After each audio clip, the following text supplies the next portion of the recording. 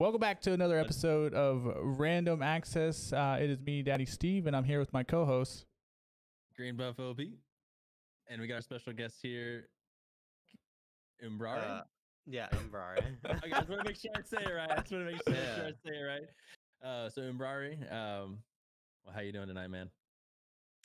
Pretty good. I woke up at like 2 a.m, and I haven't Hell yeah. slept. So I'm just oh my what god! time zone are you in? What? What region? What time zone are you in? I'm in Arizona, so I'm like, oh my god, man's been up all day long. Literally over 12. What is this? Oh my god, dude, yeah, that's insane. It's about to be 9 p.m. here. Is it 9 p.m. where you're at right now, Chris? Because I don't remember. 10. Oh my god, you're crazy, dude. Dude, I was just so excited for this podcast, you know? That's why. It had you up at night. It had you up tonight. Okay. Good. I'll take that. I'll take that.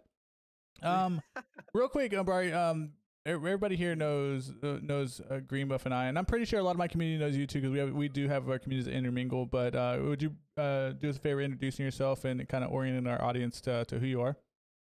I am Umbrare. I'm pretty much a TFT streamer right now. I used to stream League, peaked D2, almost D1. Right now, Masters in TFT.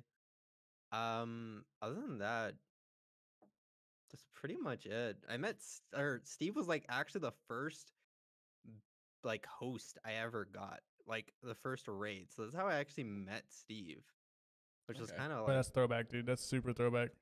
Yeah. Steve, I don't even know how I met Steve, to be honest.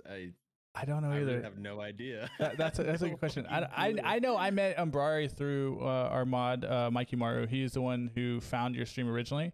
And then I'm always looking for new people to host after every single stream. And so he's like, hey, how about we go host this guy Umbrare? And I was like, okay, let's do it. And then we ended up doing it, and we ended up coming back multiple times. GreenBuff, I have no idea how I found you, honestly, or how you found me. I don't know who found who, but it's a mystery. Actually, I'm pretty sure I like hosted GreenBuff like years ago, and I don't remember it really, but I'm pretty sure I did. Because your name was familiar when I saw it. I was like, that name just sounds so familiar. Like I feel like I just know it. It's a small world. I'm pretty sure, but I'm not like, I just don't remember it that well. Our connection's all League of Legends too, so I mean it's a small world out there. So I think at the end of the day, somehow, some way, we were gonna cross lines with the League of Legends connection, because all three of us have streamed that game at some point, or still do stream that game every once in a while. So yeah, glad to have you on the show. And we're gonna go ahead and start off by just kind of giving the viewers a quick overview of what we go over here for those who are new to the show, just discovering the show here. We talk about streamer news or streamer drama, gaming news drama, and then lastly we end it with League of Legends content, because again, all three of us have played or still do play League of Legends and enjoy the content, or at least Riot games, because we play Riot games. So those are the three topics that we cover, and within those like overarching topics, we have subtopics within those that we like to discuss throughout the podcast. So without further ado, I'm gonna jump in here and talk about a doozy. The first topic is going to be in streamer news, is going to be the Twitch brand safety score. Now, have either of you read about that at all? It just recently was dropped, the news. GreenBuff, you kind of want to describe what this is to the viewers? So the Twitch brand safety score is like a new system they're rolling out. It's basically going to be like an AI thing with a little section of it. There's going to be some actual person checking out streams and stuff. But basically, it's going to be a brand safety score, basically seeing how safe you are for brands, essentially.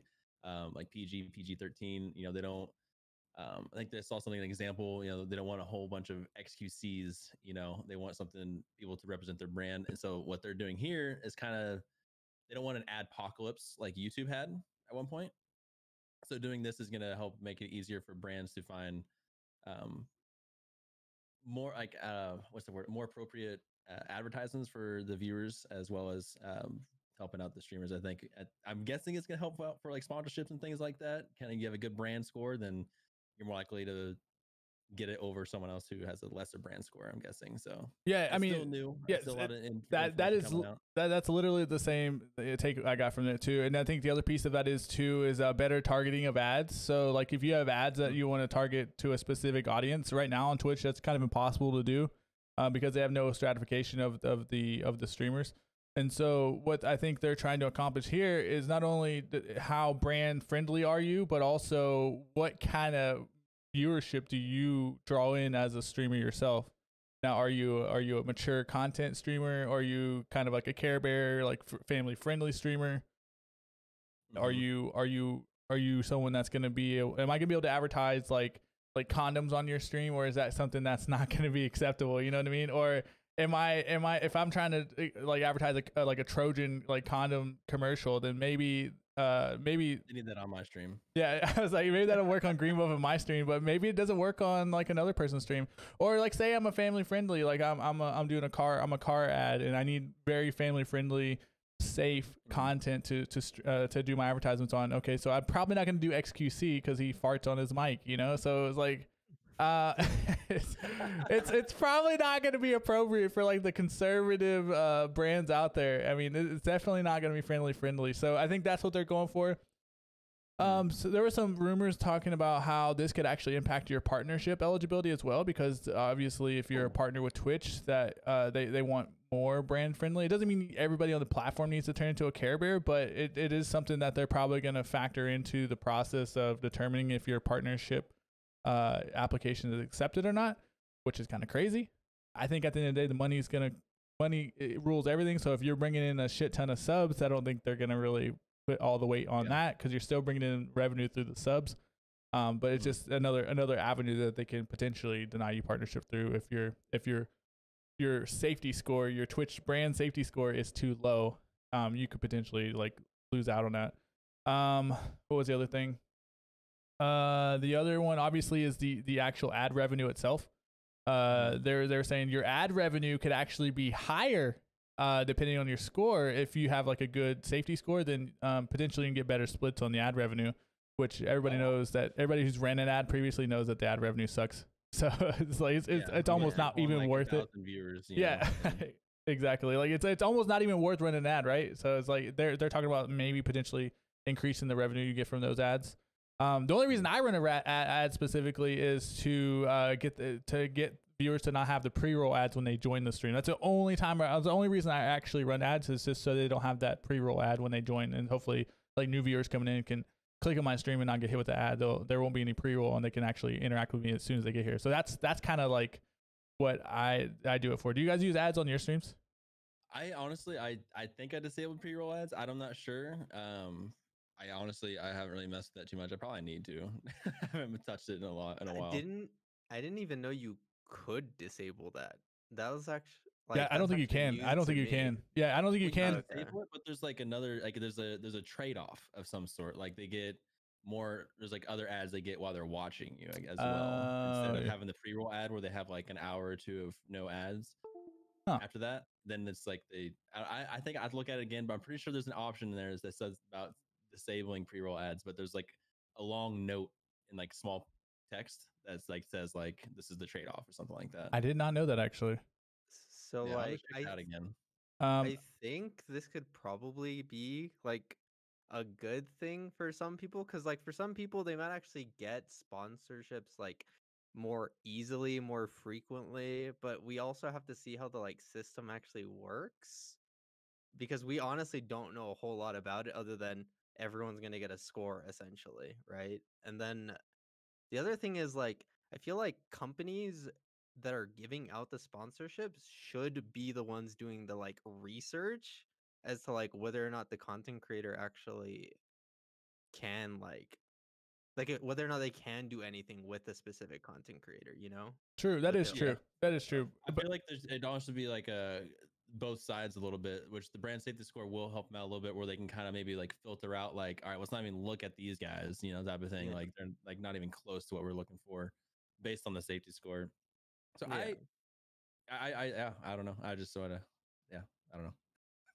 I will tell you this from my understanding of ads as they are currently. If you run an ad during your stream, like a mid-roll ad, you are immune from a pre-roll ad depending on the length of the mid-roll ad that you ran. So I usually run like a 2-minute ad, and that gives me a 30-minute window of where I will get no ads on my stream for anybody coming into my stream for 30 minutes at a time.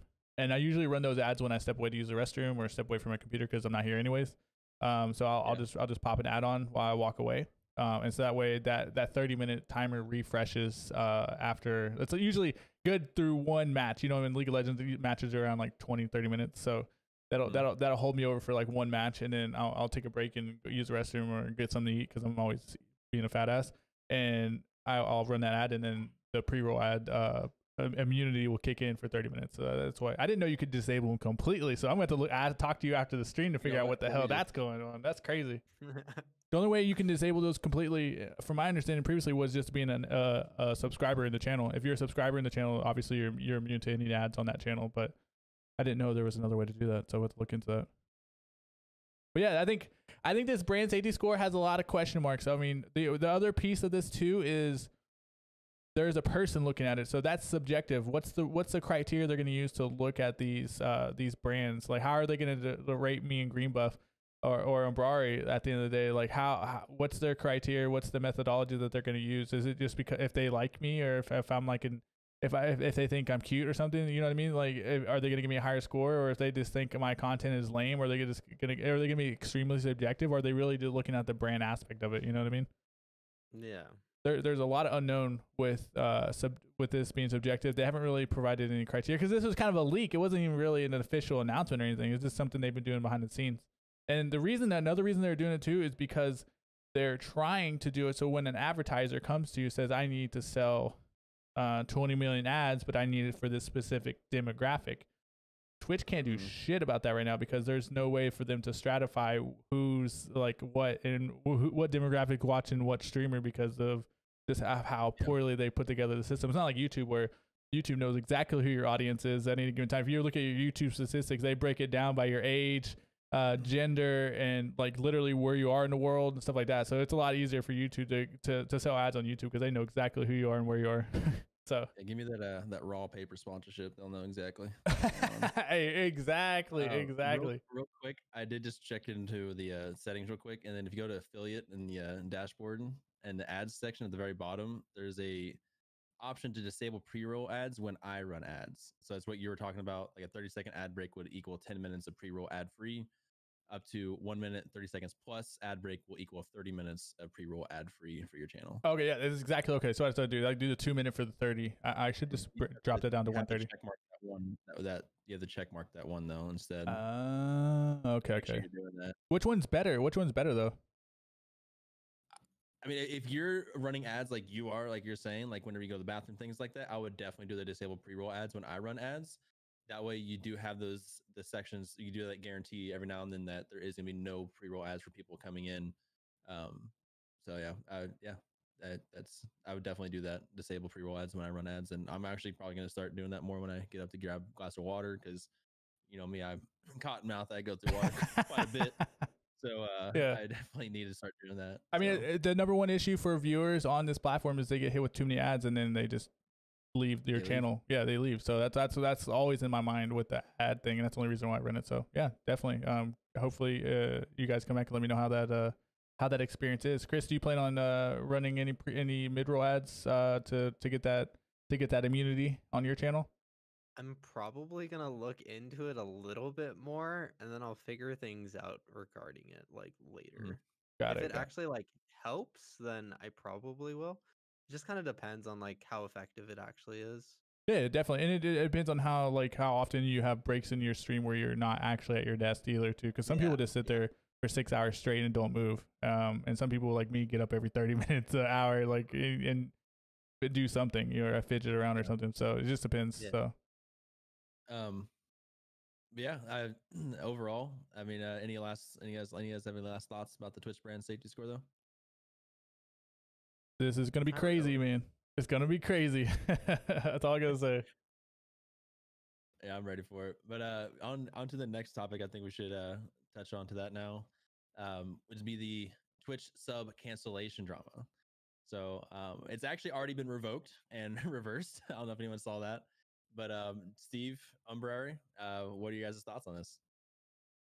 So I'm actually so confused. Who even said they wanted this? Like, that is so random. Yeah, I don't think anybody did.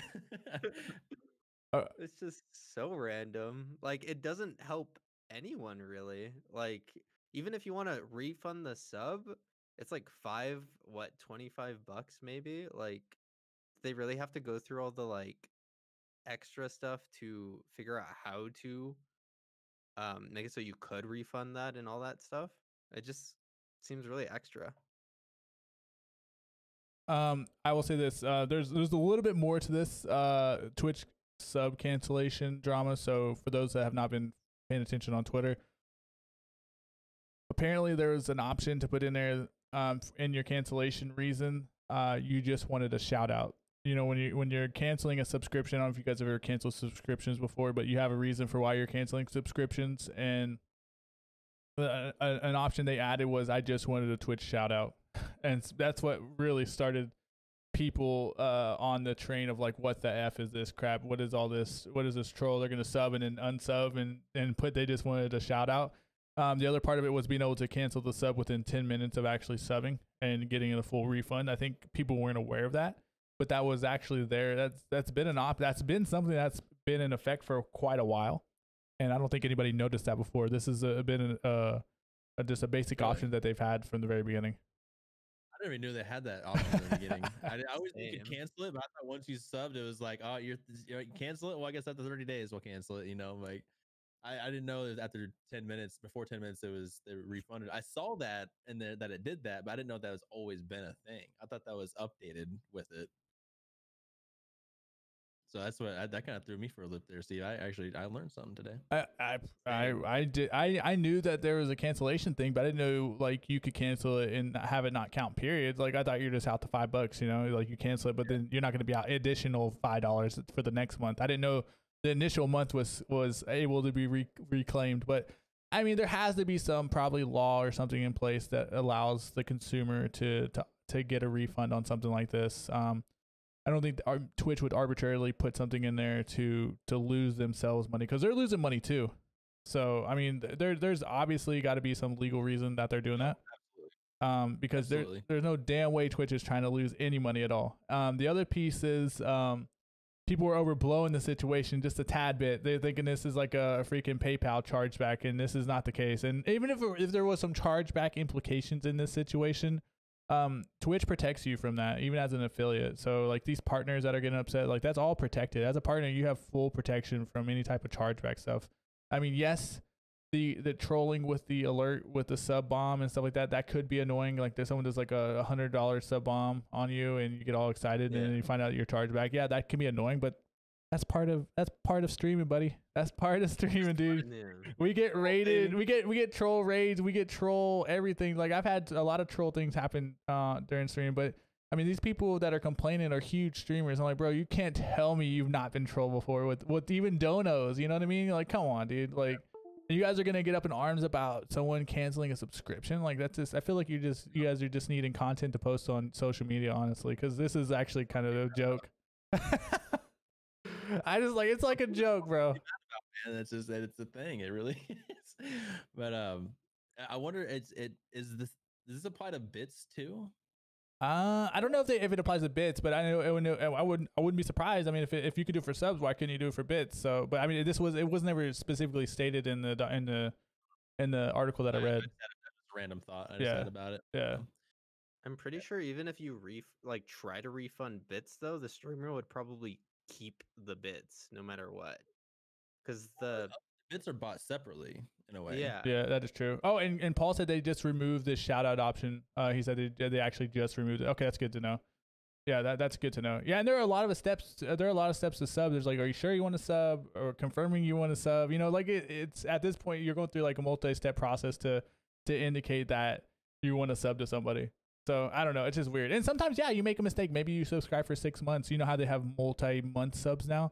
Like, what if I only wanted to sub 1 month at a time and not do like 6 months at once? You know, I could have made a mistake there and need to refund that immediately, because I'm not trying to have 6 months worth of subs out to one person, you know?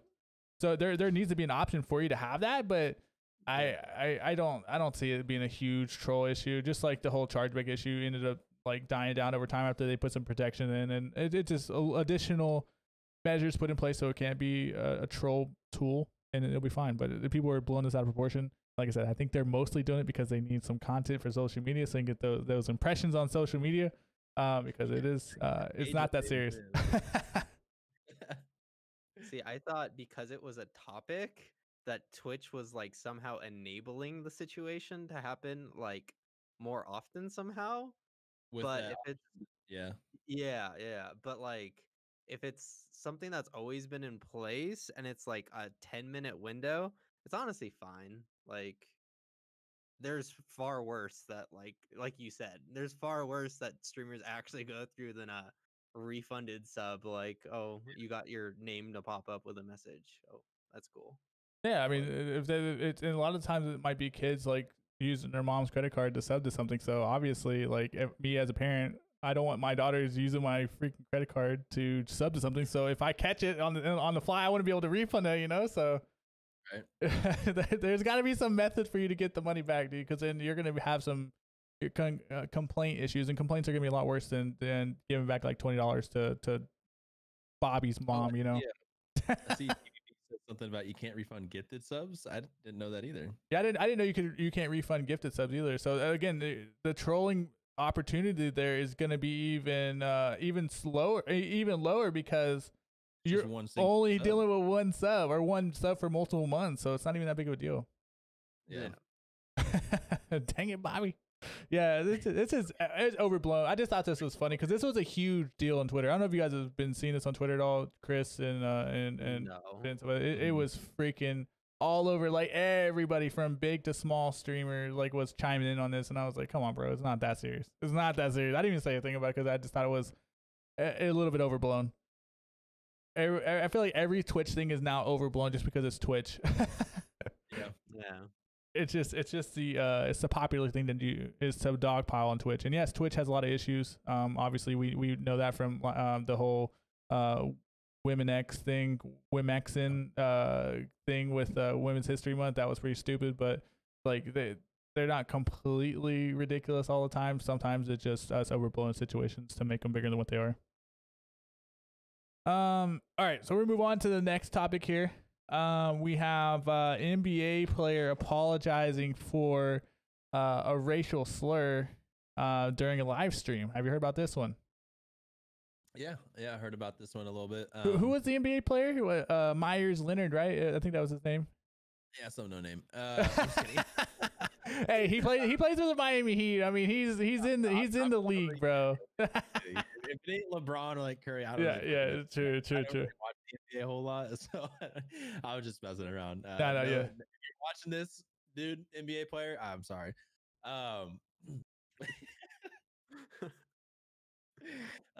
yeah, I did see this a little bit. I mean, really, I mean, he apologized, but I mean, I saw the word that he said, and I'm just kind of curious, like, how did that even like come up in the live stream? Like, what triggered him? What triggered him? He was playing Call of Duty, from my understanding, and he got sniped by somebody, and he got pissed off because it was like immediately, like he just immediately got sniped out, and he got pissed off, and he used a racial slur towards the Jewish population. Yes. It starts with a K. If you guys are familiar with that, I'm not going to say it on stream, but it starts with a K. It's a common slur used against Jewish people, and it was on a live stream, and it was clipped and shipped to everybody in the world. And actually, a lot of sponsors walked away from him after this. We had Origin PC, Scuff, and FaZe Clan all walk away after this situation. His brand safety score went way the fuck down. Hey, that is the truth, though. That is the truth. I think his brand safety score is safely in the toilet there. I think we can assume that one for sure.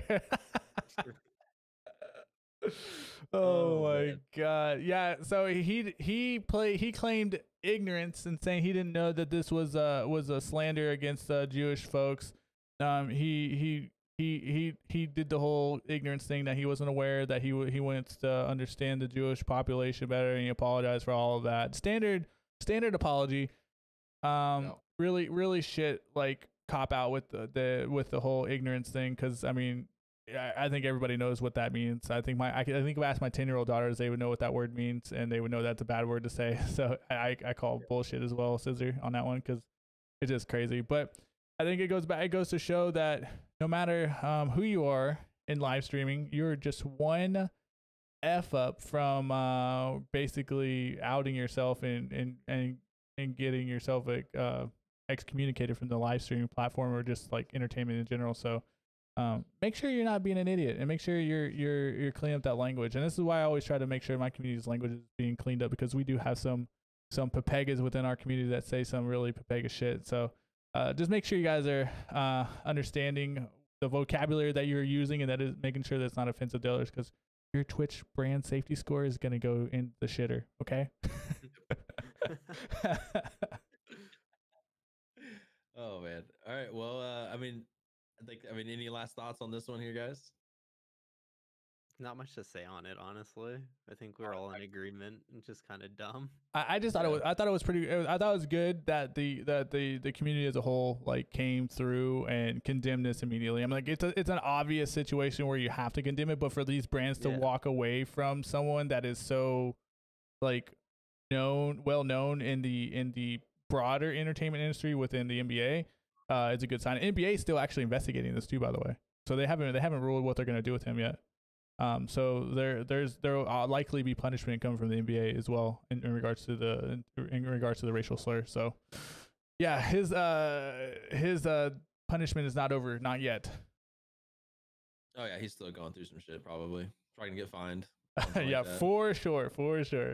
All right, so we're gonna go ahead and move on to the gaming news now. We're switch it up to gaming news. What do we got in gaming news, GreenBuff? We got the Microsoft Bethesda merger finalized up. What's next on the table for that? Personally, I haven't been following this too long at all. I actually just this is the first I was hearing about it when you told me about it, Steve. So can you give us a little bit of background and kind of what's going on with this? Yeah. So this has been a transaction that happened, I want to say, late last year, early this year, where Microsoft made a big boy play and purchased Bethesda for multiple billions of dollars. I want to say it was like $7 to $9 billion that they purchased the company for, which include all the assets that they've worked on, which is Elder Scrolls, with your Fallouts, I think it's Doom. I don't know if they owned the Doom IP, but they did publish the Doom IP. So a lot of freaking IPs, especially Elder Scrolls and Fallout, that are huge commercial successes. And they purchased that for like at least $7 billion. I don't know the exact figure. I'd have to pull up the article again, but it was pretty damn significant. And so now this merger has been finalized and agreed upon by the U.S. government, by the European government. The SEC said yes, you guys can go ahead and go through with this merger, because obviously all has to go through the approval process of everything. So everybody's talking about what's next. A lot of talk has been said about how Microsoft will make many of the Bethesda games Microsoft like Xbox PC exclusives, and some people have kind of been saying like, well, why would you make those games exclusive and not allow them to be played on Sony? And my counter argument to that is, I just paid like $7 billion for a company. Hell yes, I need to make Xbox the preferred platform. If I'm paying that much freaking money for a publisher and developer, I better get some return on my investment there. And to get that, you need people playing on the Xbox platform. And that means our PlayStation folks are going to just have to go buy an Xbox, again, that's business. At the end of the day, PlayStation does that all the time. So I don't see why that's a big issue. But I mean, that's like some of the issues there. But what's your guys' thoughts on this? Umbrare, you want to touch on this first? I honestly don't have a whole lot to say. I don't follow any of this really, but like I can kind of like I understand PlayStation does this all the time, so I don't know why people are shocked like whatsoever. So true. That's so true. Yeah, I agree with you on that, Chris. 100%. Yeah. What about you, GreenBuff? What's your takeaway in all this? Like, I agree 100% with them making things exclusive, because, like I said, maybe they'll sell more game copies a little bit if they did include on the PlayStation, but overall, I think the revenue would go up if they keep it exclusive, because of the fact, like you said, people will be buying more Xboxes to enjoy a lot of these games. Because, like you said, Fallout is Bethesda makes Fallout, right? Yes, sir. That right there is probably like $5 billion. And Elder Scrolls, yeah. hello. Yeah, I know. I'm just saying. And then Starfield, another game that it's in development before they were bought out. It's another game that they're making. It's kind of like a space game. Like they're saying it's like Skyrim in space, basically. So they're making a game called Starfield. That sounds sick. But they a lot of their games almost have like that cult following. You know what I'm saying? So they'll go where the game is, and they know that they're gonna take advantage of that a little bit. I had a question posed in chat. Will Microsoft better Bethesda or pull a Disney kind of with Star Wars? With all of Bethesda's games, do you think they're all going to be in the future exclusive then, every single one of them, or even like, or is I think it's going to be better than Disney. Disney's more on the censorship side of things, and they like to water shit down and make it more like family friendly, whereas Microsoft is like the money bags of like gaming. Think of them as the Amazon of gaming, if you will. They just have like a huge pocketbook to where they can go and purchase companies like Bethesda for $7 billion or more. So that means Bethesda doesn't have to worry about shareholders and making money for the freaking shareholders that they were doing previously. And they can actually upgrade their technology that they've been using over the years. I don't know if you guys noticed this about Fallout and the Elder Scrolls games, but they're using old ass tech to make those games. And you could tell those games were getting like rickety.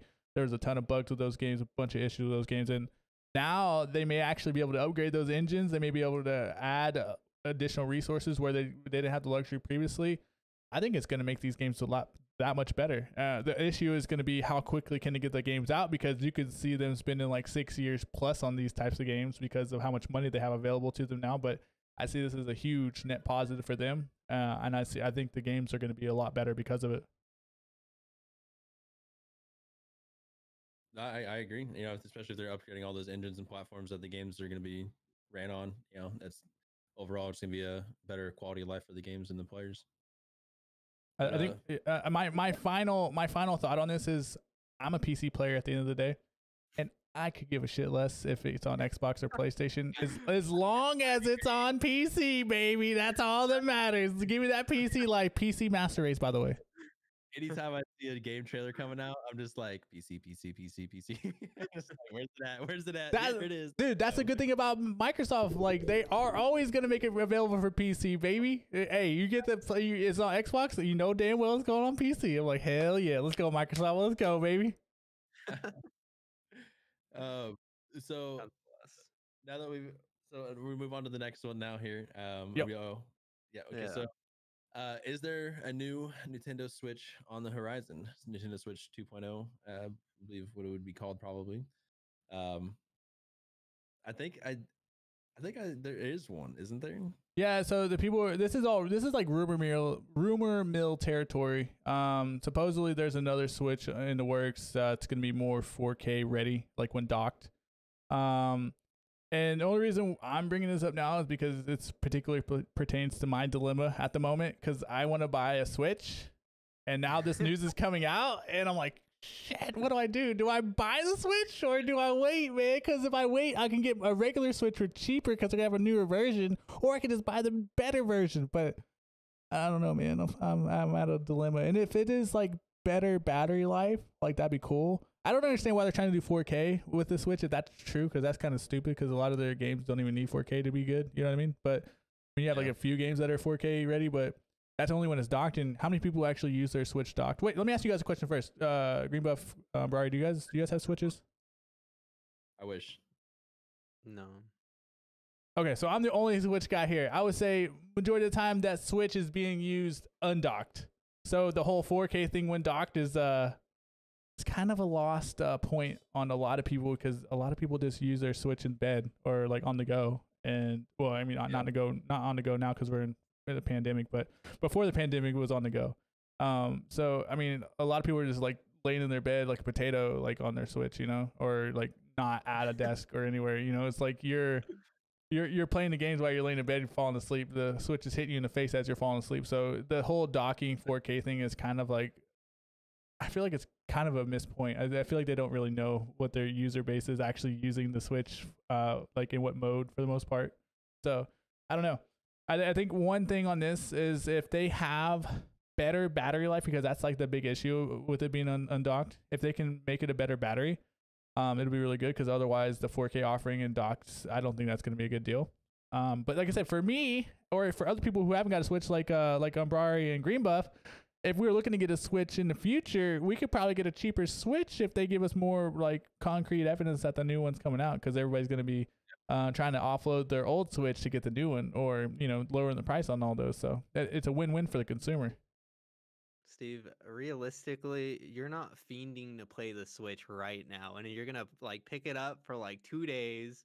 You're probably gonna get super busy. You're gonna stop playing, and you know it. So no, actually, all right. Switch. This is what I would do. This is what I would do. You're pretty close to accurate there. So okay, so. But there are times when especially on the weekend, where I'll in my stream like at 1, 2 in the morning, and I'm like laying there and trying to go to sleep. I'm like, dude, I can't sleep. It's too early. I'm not asleep yet. I usually watch like anime, but sometimes when there's no anime that you feel like watching, or you don't want to like watch TV or something, because I'm not really a TV person. Like I just want to play a game. I want to play a game, and like there's games that I've played on Switch that have not finished because I have to share time with my daughters on those things. And then the time when they're not using the Switch, I'm streaming usually, so I can't use the Switch. I would love to play the Switch during the day on the weekend or something, and not have to fight with my daughters to use the Switch, because it's their Switch, so they have ownership of it. So I'm like, all right, you guys have it. I'll just be the third fiddle whenever you guys don't want to use it. So yeah, there's a bunch of games I want to play. I mean, there's the Fire Emblem, Pokemon, the new Pokemons that are gonna be coming out. Man, come on, you can't tell me I'm not gonna play those. I just haven't got the chance to finish those games because I don't have a Switch, because I always gotta fight for it, man. I gotta check it out like a library book. Just prove me wrong. I'll check in when you have a Switch, and we see you put it down after like 3 days, and you're just addicted to League, and everything moves on. Dude, I just got breaking news from Ghost Barrels. Apparently, you have a Switch in your closet. Don't believe your lies about not having a Switch. Very interesting. Okay, Very interesting. That's not my Switch. And I legitimately forgot we had it because we played it like years ago. Okay? Interesting. Forgot we had it. So were you projecting your own experience with the Switch, Chris? Is that what you're doing with me? You're projecting your own experience? Okay, I see you. Closet Switch player. I actually read that also. Oh, I freaking love it, Tyre. I love it. I think next topic. all right, moving on here. Chris, I'll let you take this one away, because this is something you wanted to talk about, and then GreenBuff and I will chime in here. So take it away, baby. MMORPG Drought. Honestly, it's like, when was the last time we actually had a good MMO? Like, the last good MMO was probably BDO. 2014 BDO. You're correct. Yeah. Actually, how do you know that? Like, oh, because we talked about this previously. I think GreenBuff and I had actually talked about this briefly with the League MMO news. So we barely touched on this topic, but I'm always down to talk about this topic. So good. Yeah. So you're right. BDO in 2014. It was like 7 years ago was pretty much the last time we had an MMO, which is crazy if you think about it. We've had a lot of announcements and stuff for like MMOs are coming, and they keep getting delayed, and it's just like, even the MMOs that come out are pretty shit. Like, they're pretty bad all around. But honestly, we have like 3 new potentially good MMOs on the horizon. It's like Ashes of Creation for sure, which I'm not even gonna start talking about Ashes of Creation, because if we start talking about Ashes, Steve will never shut up. Like, never. Nope, I do not. I can talk about all day, every day. Ashes of Creation. Shut up. New World is probably the closest MMO to come out, and that's backed by Amazon, which is like, it's actually like really good that it's backed by Amazon, and Amazon's actually funneling a lot of time into the game.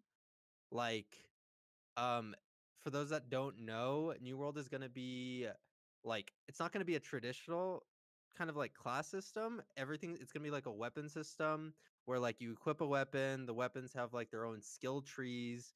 You can pretty much like level up your skill with the weapon, and it's like a sandbox MMO that has both PvP and PvE elements. So there's gonna be like battlegrounds. There's gonna be like castle sieges for the PvP, and then there's a cool system in place where it's gonna be like hordes, where you have to essentially defend settlements from like a zerg of these like corrupted monsters.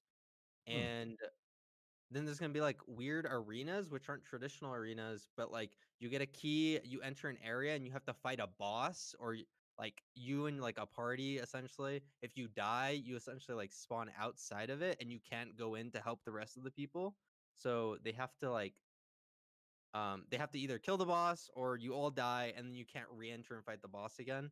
You just have to take the walk of shame and just run back to your like housing district and all that. But Damn. it honestly And looks that's a Blue Protocol. that's New World. Oh, That New is World. New Oh, World. yeah. Okay, yeah. Which, if you guys want to like play the video, we can watch like a short little clip of the Yeah, before we do that though, I kind of drawback. want to kind of have the discussion about like wait the MMO drought, Yeah, go for and it. kind of what's your opinion on why there is an MMO drought to begin with? Like, what do you think is causing that? I think it's like two main reasons. One of them being MMOs are way too expensive. Like they are probably the most expensive games to actually upkeep and like to just all around. If a game company decides to make an MMO, it is probably the biggest project they could possibly try and make.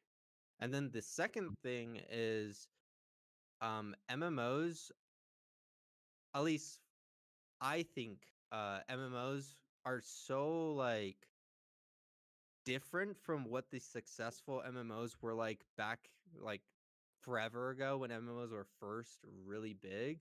Like back then they encouraged like more community type things where like you actually would play with your friends, the difficulty was scaled up and all these things, but now newer MMOs are all like pay to win, or they just like they focus on all the wrong things. So they wrong things being like I want to say like when you just focus on making the game just a massive grind, people are going to get like bored of it or they're just going to get sick of it. And there's like more solo type aspects to the game instead of more big group community type aspects. What do you think the like big issues are with MMOs now and why there's a drought and all that stuff? Steve? Steve. Yeah. No, go ahead, GreenBuff. Well, I was just gonna say something real quick, just because I haven't played really an MMO seriously since like RuneScape 2, back in the day. I've touched on World of Warcraft a little bit, but for me personally, I've always kind of wanted to get back into one. But I've honestly, I think I'm just kind of hooked still on what I really enjoyed in the old one, in RuneScape, and I haven't found anything similar or that really just scratches the itch like that one did for me. And so really, I tried WoW. I tried, what was this, Terra or something shit? Yeah, Terra. I tried that one. It was terrible. And and then I tried some of those and they just didn't really stick for me. They just didn't, it was fun for like a little bit, and then it was like I just went back to playing my other games, like League and Tarkov and other random bullshit here and there. But that's, for me personally, that's what it was from someone that doesn't continuously, that's not like an active MMO player. That's kind of my on it personally. But Steve, what are your thoughts? I mean, it goes back to some of the things that Chris touched upon. I think a lot of people are trying to copy tried and true MMOs that have a formula from years ago that doesn't work nowadays. The people playing those MMOs, those old MMOs like World of Warcraft and all these other older MMOs that we're used to, even like BDO and even Final Fantasy, like those are older player bases, and those are those are basically like decade old, like in some cases 2 decade old. Like if you're thinking about like World of Warcraft, it's almost 2 decades if you think about it. Like this is like old models that people are still trying to rehash because it's a safe path to take. Whereas back in the day when MMOs were first coming up, people were taking more risks. People were taking a lot more risks with what they were putting out. they were focusing on what mattered to keep communities together, which is like the focus on social interaction with one another in the game itself. There wasn't there weren't a lot of third party communication methods either. So you didn't have Discords back in the day. You didn't have other services back in the day that took you out of the MMO for communication purposes. So it is a little bit different world that we're in because of that. But there is a way to bring community back into MMO. And if you don't have community in an MMO, then your MMO is dead on arrival. Like, period. Like, it will only last for a certain amount of time. The other piece of that too is like Chris said too, with pay to win. A lot of these developers are trying to get a return on that investment because it's a ton of money they're pouring into these things. And the easiest way to do that is just to put a bunch of pay to win things in your shops, and the whales will come and gobble all that up and keep your company afloat for years to come. And that kills communities as well. I think some of these games that are coming out,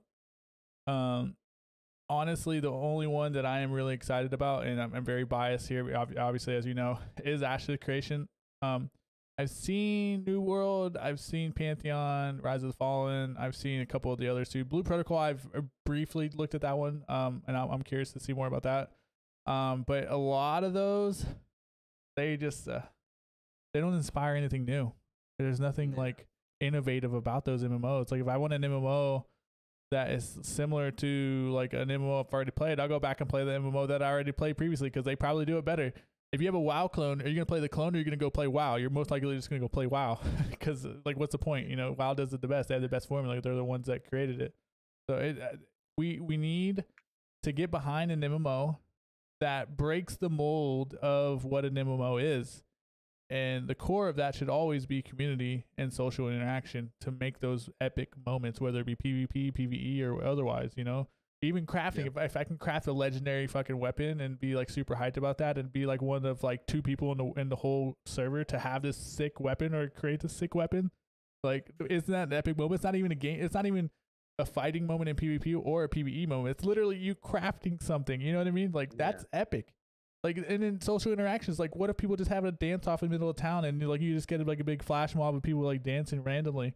Like, these are all these social interaction components of a game that are extremely memorable, extremely like galvanizing to a community and making you want to be more of a community together. I remember my days back in WoW. I was like a little level 30 guy, just going through the world, leveling up, and I'm on a PvP server because I'm not a little B. I don't play on those PvE only servers. I was on the PvP server, so I'm just level 30 guy just walking through here, and someone just flies by on their mount and just one-shots me and flies off. I'm like, okay, I guess I'm dead in one shot. I guess this happens. I didn't think anything of it. I was like, this little bastard, you know? And then like I go run back to my corpse and I go back to leveling. This guy comes back and kills me again. I was like, oh hell no, dude. And I'm like, all right. So I'm like, if he does this again, I'm gonna start talking in world chat. And I'm like, all right, run back to my corpse and go and do it again. Nah, this guy is literally camping me at this point. As soon as I res, he kills me. I'm like, all right, we're calling in all the homies, dude. I call in my guild. I'm like, bro, I got this high level dude over here camping my body. I need some backup, boys. This is not going over well. And no joke, within 10 minutes, I have a full like armada of like probably like 20 plus people coming to look for this guy. This guy gets found. He gets annihilated by my 20 homies. And what does he do? He calls it his backup. And all of a sudden, we have a full-on like guild versus guild moment going on in a random ass area in the world map. And this is what MMO gaming to me should be. Like, it was literally gang on gang, like going at it. Because this guy was messing with me, dude. It was one of the best moments that I've ever had in gaming because you had both sides supporting their people and both sides is banging it out. And like, it became a humongous, like, random PvP moment in the world that had no reason to happen just for the fact that this guy was like camping my body, camping my dead body because he was bored probably. And it was so good. That is MMOs. Those moments you cannot script, you cannot create. That is done by your community, and you got to have that in it. And if you have that, then you have a good MMO. I bet all those guys on both sides still talk about that to this day. Bro, it's so good. It's so freaking good. Defining moment. Scrub over and over again. Remember, we had to go help him out because they fucking start coming at him and shit. Bro, it's so good. It's so good. Then there's random people in games like that where they'll go help lobies like that are being harassed by like high level people, and that's like they love doing it. They're like White Knight for like lobies and stuff. It's pretty sick. It's actually pretty cool. Some dude that's like basically finished with the game, just like, yeah, I'm gonna go help out some scrub. You know? Yeah, exactly. You've done it. You finish all the content and stuff. Yeah, and you're like, you're just trying to help people out. But I think those are the key things that are missing from MMOs, man. Because like a lot of this stuff is like not great. It's not fun. Like, yeah, there's no risk, no reward. That's another thing too. Like everything is just given to you. Like I like Final Fantasy 14. I love that game. That game is beautiful. It's a great PvE experience. Yeah. But I feel like I never risk anything. There's nothing to lose. My issue with that game is there's like no sense of like competitiveness. Everyone is like very like Care Bear. Not like Care Bear, but like no, Care Bear, 100% Care Bear. Okay, let's go Care Bear. I didn't want to be mean about it. It is what it is, man. It's just like if there's no competitiveness and you're just there for the PvE experience, then you know what? By all means, go right ahead. But like, I'm just not a fan. That's just not me. You know, PvP is the way to go, man. Yeah, not everybody's for PvP. So I get that. Like, not everybody likes PvP. Some people love PvE only, and I'm okay with that. But there has to be risk. If there is no risk in a game, it gets very dull quickly. And the cool thing with World of Warcraft is you can opt into that risk, or you can opt out. It's a cool system. The bright side, a lot of the things you were talking about for New World, I think will actually end up being the case, because there's going to be like a sense of like with those kind of games, that game specifically, there's going to be settlements and like towns, and the towns are going to be raided by these like massive floods of like just monsters and demons and all these things, right? And you can choose to help that town, or you can let it get overrun and then like loot them. So there's going to be a sense of like kind of like politics on the server, and the combat's going to be true action combat. It's going to be opt-in PvP, but like the PvP, since it's true action combat, if you're just better than someone, you're just going to destroy them, you know? Like and they're also going to make the opt-in more like, they're going to make really big incentives so you do opt into the PvP. It's just like, I think it's going to be a good game, but I also think we should probably move on because I want to get GreenBuff's final thought on this though real quick. So GreenBuff, in MMOs, why hasn't an MMO stuck with you since RuneScape, and what did RuneScape have that you don't see in these MMOs that you've tried? I don't know why they haven't really stuck. I guess maybe I'm just. I guess maybe I just don't like change. I like change. I guess I'm stuck in my old ways, man. I'm getting old. But no, really. I don't know. I loved the. I feel like it's so simple, and like I don't know. I feel like it was easy to understand and just like get into and get going. And like there was very clear, like you said, very clear risk and stuff. I loved PvP. I was a PvP player. The PKer. I was a PKer. I actually have a free-to-play account actually right now that I play on every now and then just randomly. But, that was when they took out the wilderness. I actually quit playing back in the day. That sucks so bad. That was a dumb move. I used to do a lot of trading and stuff, like merching is what it was called. Just basically buy low, sell high. You're scamming people, is what you're saying? You're a scammer. Yeah, I wasn't scamming people. You buy something from one world, you see that was being sold for, basically twice the price in another world some days. You're the guy that was trimming rune armor. You were doing trimming of rune armor, right? Yeah. I hear you. I will say I didn't scam. Okay, I kind of fucking scammed this one kid one time. Okay, I was running around with my full god armor, Saradomin armor. I found a kid with a blue Halloween mask, and this is how I first got my first like big millions. I started trading a lot. And he was like low level, and I was like, yo, bro, that's a nice mask you got there. And he was like, yeah, my brother gave it to me. And I was like, bet. I was only like 10 years old, but I was like, oh fuck yeah. And so I was like, bro, I'll trade you all this armor for that fucking mask. And he was like, what, really? And I was like, He's like, I don't know, my brother'd be really mad at me. And I was like, this is God armor, bro. You know Ceradon, you've done the quest, right? And he's like, yeah. And I was like, this is God armor, bro. Like, this is worth so much. And I traded it to him. And that kid's brother, like back then, like the ass was worth like 50 million like gold, you know, and my armor was worth like 500K. You're terrible. Yeah, and so his brother probably ripped his ass. But anyway, sorry, that was a completely random story. No, that's so good, so good. See, those are the moments, though, man. Those are the freaking moments, bro. I remember those times. Are those the moments? Are those moments? Hey, the kid learned real fast. The kid, my daughter got scammed in a game real quick. Just to bring this all the way back. These are life lessons, man. These are life freaking lessons. Oh, okay. My daughter got scammed in Roblox, and she was really upset because she traded a pet. And you know how you do the little trade thing where you both put up your trade at the same time, and then the person pulls their trade real fast before you notice? Yeah. Well, apparently they don't have the safeguard like RuneScape does now. And she did the trade, and the other person didn't trade her anything. And so she basically just gave away one of her pets. And she was so upset about that. And I was like, that sucks. I'm sorry that happened to you. But now you know. Now you know what to look out for. That's the only way you're gonna learn. Because I've been scammed too, man. I've been scammed too, and you learn. You learn very quickly. I got scammed one time. It never happened to me ever again. Ever again. I was like, you learn. These games to help you learn to protect yourself and to be aware of the scammers out there like GreenBuff. So you got to be careful.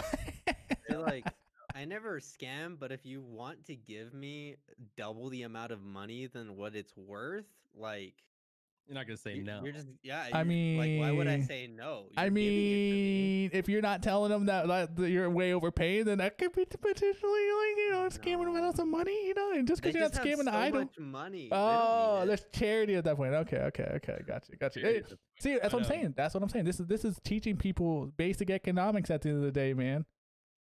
Economics, bro. Like, seriously, bartering. Back to like why it's nothing really stuck with me. I love the skilling system. I love the PvP system, the combat system. I just loved it all, and I don't know. I just haven't really found, because I had multiple accounts. I had my main account that I did a lot of quests on. I had like a PKer, like just a pure strength PKer. I had like a skiller that just cut trees and like did like crafting and stuff. Like, I don't know. I like that there's a lot of that freedom to do a lot of that in RuneScape. But I mean, I guess there's probably other games that have something similar to that. It just I haven't heard about it, or it didn't catch on for me. But so I'm just kind of waiting for something new. I'm really interested in PvP and MMOs. When it comes down to that, I want to be able to grind, combat skills and basically just be a fucking monster and just like wreck people. So that's what I want to do. Like, I want to be that guy you call to come help you out that's you're getting killed. Yeah, hell yeah. Be that guy. He's the white knight. He's the white knight. Yes, you're my white knight. Save me. Tarkov, I do that with people in Tarkov. I'm pretty much finished with Tarkov. Have been for a while. I mean, I bring people like hella good loadouts. I help people finish their quests. I'm in their bodyguard. Like all door kick. Run through there first, try to kill everyone. So hey, I enjoy doing that. So hey guys, if you need a Tarkov run, twitch.tv/GreenBuffOP. If you need some Tarkov runs, twitch.tv/GreenBuffOP. You heard it here first. Hey, check it out. Hey, I seen it though, dude. Man, that's tight. I like that you're like the vigilante guy. You're like the vigilante that comes and rescues people or saves the day. I think that's pretty cool. We need those in MMOs. You need all the characters. You need the scammers too, man, because then you can have someone to hate in the MMO. Everybody can't be a Care Bear, right, Chris? Like, you gotta have somebody to hate in the MMO. Yeah. When GreenBuff said he had multiple accounts and he said skill, I thought he was gonna say his scam account, and I was just like, "Oh no!" Hey, that's smart though. That's smart. Oh no! Oh my god! All right, I guess we could go ahead and move on though. But yeah, I'm with you, GreenBuff. I haven't found an MMO that's stuck since Arcade. The original when Arcade originally came out, there hasn't been a game for me that's really been like, oh my god. So. I'm waiting for Ashes Creation, and then I'll try anything until then, but Ashes is my last hope for the most part. And everything you guys touched on what you need in a game, they're trying to accomplish in Ashes Creation. So stay tuned. I will keep you all posted on it, whether you like it or not. But yeah, I'll shut up. We'll move on.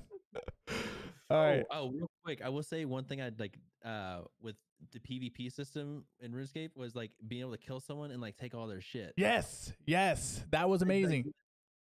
With WoW, I don't think you really get to do that. Nope. At all. No. Like that's why I was like, what's the point of that fucking PvP? They're- Yep. Bragging rights? What the fuck is that? I don't give a shit. Yeah, I want your shit. And Armor. You got some legendary armor. I want you to rip that and try to fucking kill me with it. But I'm gonna kill you and take it. Like that's what I want to do in an MMO. So I just want to touch back on that. Have you ever played Rust, GreenBuff? GreenBuff, have you ever played Rust? I've tried it. It's not for me. Bro, it has the same aspect of PvP though. You take everything they own.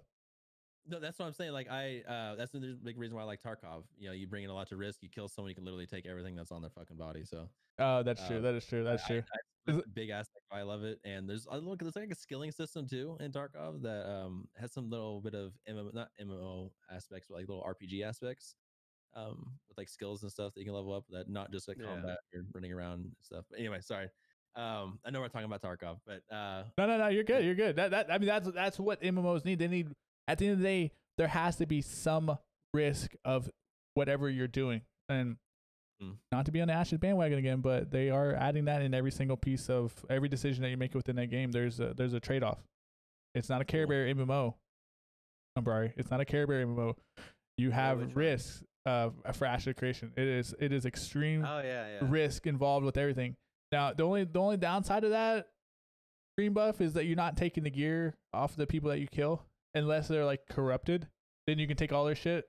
But can you make people corrupted? Yeah, people get corrupted over time if they attack people that don't want to fight. So you can fight. You can fight. I'll be corrupted all day long. Bro. Yeah, you have a chance to lose all your stuff though. That's the thing.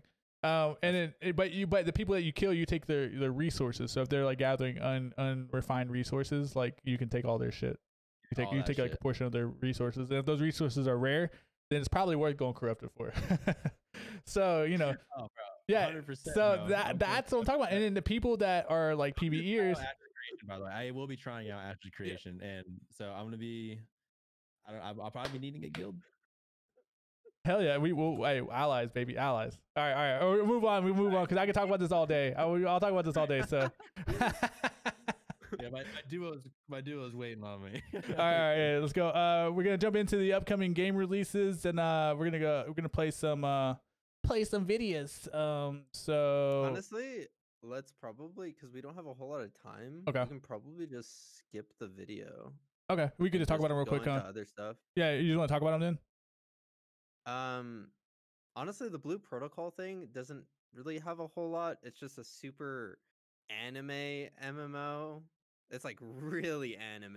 Is it PvP though? I heard that was a PvE no, MMO. that is strictly PvE. Yeah, that's a big pass for me, unfortunately. Yeah, that's only for players that are into like.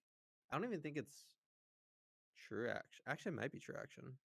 I haven't even kept up with Blue Protocol a whole lot because there's no set release date, so I'm like waiting. Yeah, and it's already released. Is it a Korean MMO? It's Japanese. Japanese. Okay. And I know they haven't did the English translation over, right? Is it already been released in Japan? I believe so. Yeah. Okay. Actually. Okay. Yeah. So, yeah. I mean, it looks pretty. It looks like an anime. Like straight up looks like an anime. It looks really beautiful, but it's very anime. Back to the whole risk versus reward. Yeah. You just want to be toxic. It's nothing there for me, man. It looks pretty. I'll watch people play it, but it's like it reminds me of like a Final Fantasy 14. Like, yeah, no, definitely. I get that same vibe from it. My one thing would be, Ghost said it will have PvE versus PvP. Basically, teams competing against each other. Okay. So they'll be fighting against the PvE. They'll be competing for it. Okay, that's a little bit better than straight PvE, but still kind of Resident Sleeper to me. Let's see. Yeah. Yeah. And then the other, real quick on New World, because I know you touched on this previously, Chris. Yeah. I played in the technical alpha, and obviously I'm not gonna say what happened in the alpha because I don't think we can talk about that too much. But this game has no identity to me at the end of the day. I mean, it looks really pretty. They've done a lot, and I mean a lot of changes. Like the issues, like they went from being a solely focused PvP game to like a pseudo hybrid of PvP and PvE.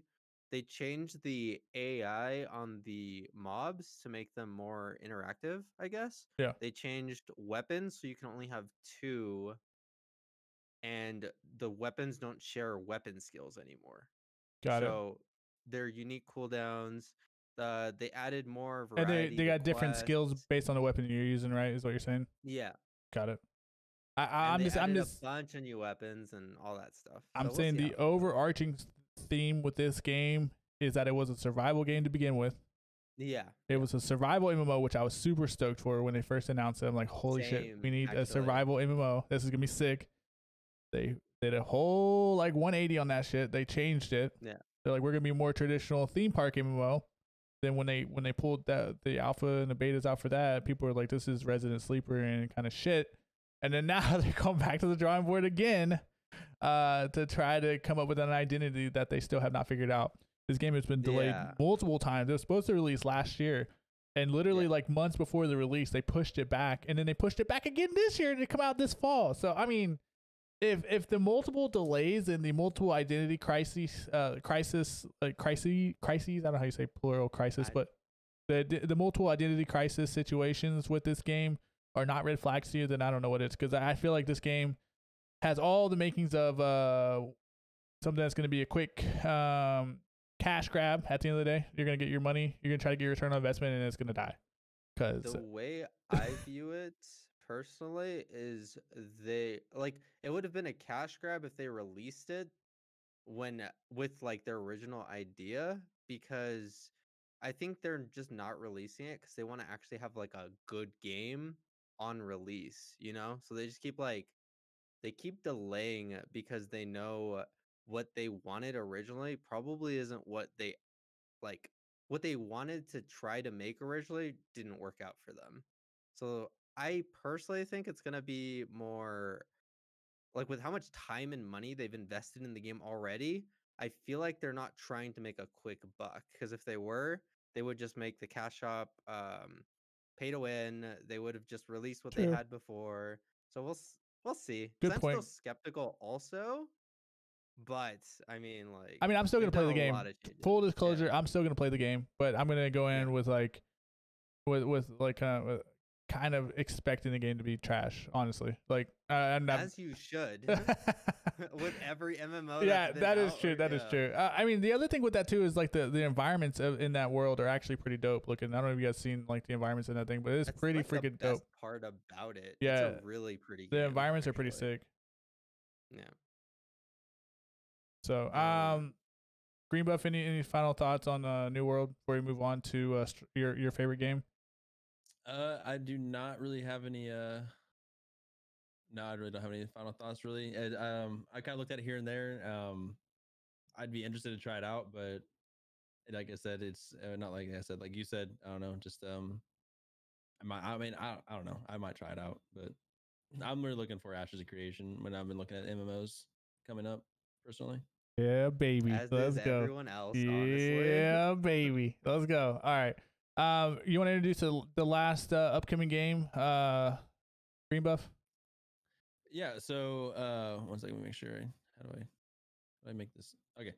The next game is Stronghold Warlords. For those who aren't familiar with the Stronghold series of games, the last one that they released was honestly, I don't even know how long. It was probably like over a decade ago. But it's basically like a real-time strategy. Think of like a StarCraft type of thing. You have your empire that you build up. You build your walls. You have all your different types of people, like your farmers, your miners, things like that, and you train your citizens into warriors, different types. You got your swordsmen, pikemen, spearmen, archers, crossbowmen, mace, all sorts of things, cavalry. You got your artillery in a way, your catapults, trebuchets, etc. So it's really just kind of like that old style of medieval warfare, real-time strategy type of thing. And I am so excited for it because they're introducing a lot more classes and stuff. You're bringing out like samurais and things. I'm really excited for it, and I already have a couple friends of mine that we're actually going to be playing and fighting each other in it.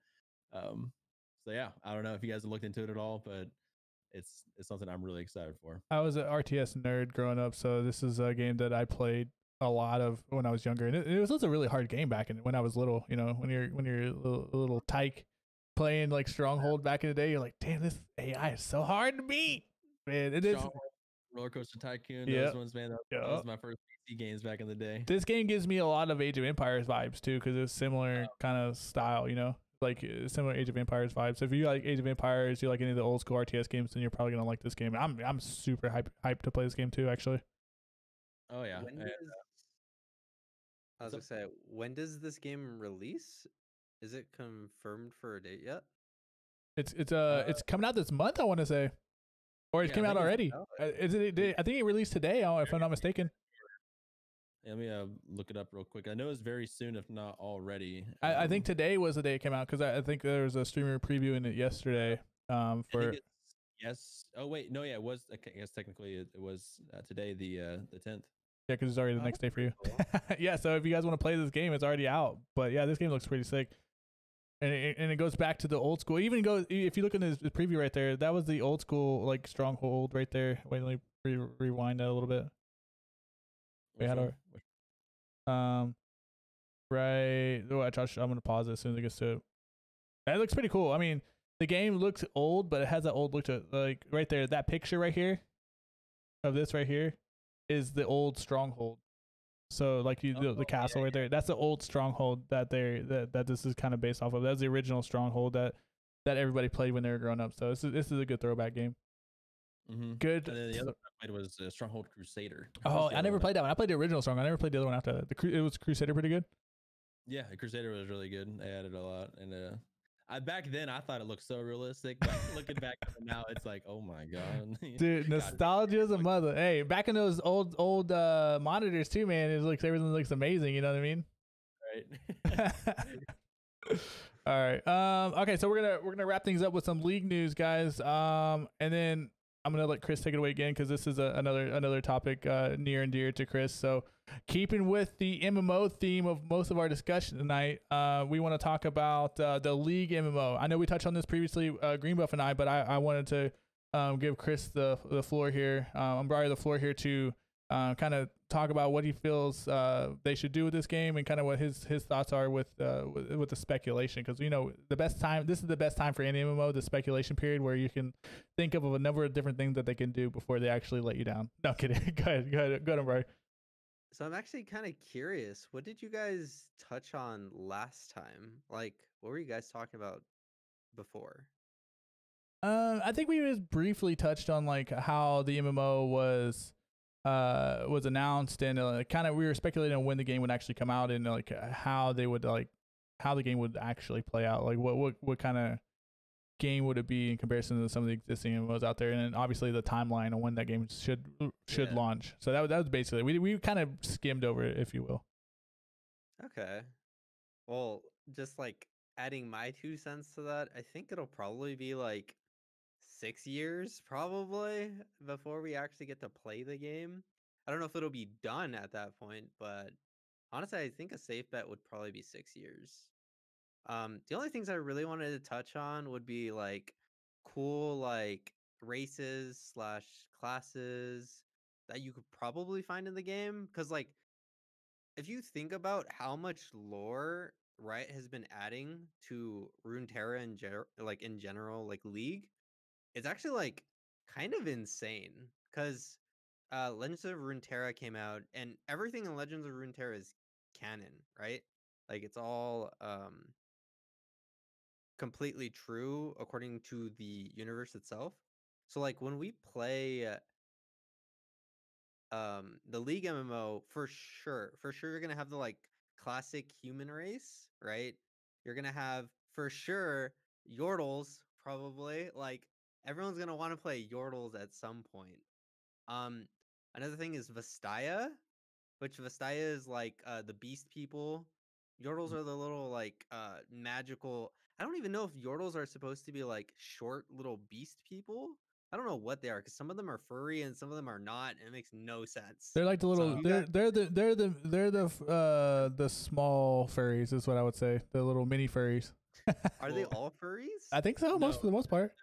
the males are furry, the females are typically smooth skin. Think of like Triss Poppy, and then you got like Is that Ah, how they work? we have a resident Yordle expert, guys and girls. We have the resident Yordle expert. I mean, he does play a Yordle, so it makes sense. I used to love lore with Lee. I haven't been into it lately, but I used to love it.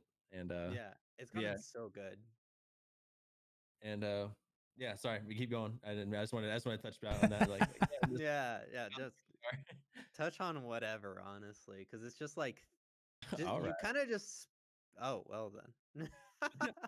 Wait. Yordle file. Oh my god. Okay. Vestaya, which is just beast people. For Vestaya, you have like, you can have like bird people. You can have like Zaya Rakan, or like a weird bird race. Oh you yeah, I can forgot they were the have- Vestaya. I was wondering what the hell that was. I'm like, oh okay, Zaya Rakan. Okay, got Yeah. it. The Yeah, bird, and then the bird Set- furries. Wait, what? Is Ari Vestayan? I actually don't know if Ari is Vestayan. I don't think she is though. I think she's just a spirit that actually. She's a became furry powerful light. for some- She's a light furry. Don't get it. I don't believe Ari's Vestayan. Just like Elise isn't Vestayan either, even though she's like a spider lady. I'm pretty sure she's also not Vestayan. She's probably just some weird something. She has something going on, but like Set is like half Vestayan. Who else are the Vestayan? Oh yeah, I forgot Set was like a bird guy. Yeah, I don't. He doesn't really look like it though, so it's kind of like, that's He's whatever. a buff birdie. Nami is a weird fish Vestayan thing, What? but yeah, she's Vestayan. She's a weird mermaid race, and there's like a lot of them. What? Is considered Vestayan then, or is he just a weird? I think is a. Oh, he is a Yordle. Oh, if it's a Yordle, what the f happened to him? Yeah, He's an amphibious. he's his like whole backstory is like he lost his like His fur. fellow race. No, It's like what? I don't know, but he's looking for his like clan, but they just like disappeared. I don't know what's going on with him. Fun fact: there actually used to be another small race because I think Heimer's considered a Yordle now, but he actually used to be considered Yep. another weird race. Yep. But they took that out of lore. I'm pretty sure, didn't they?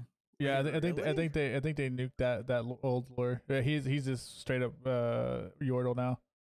Yeah. Yeah, Ziggs is Yordle as well.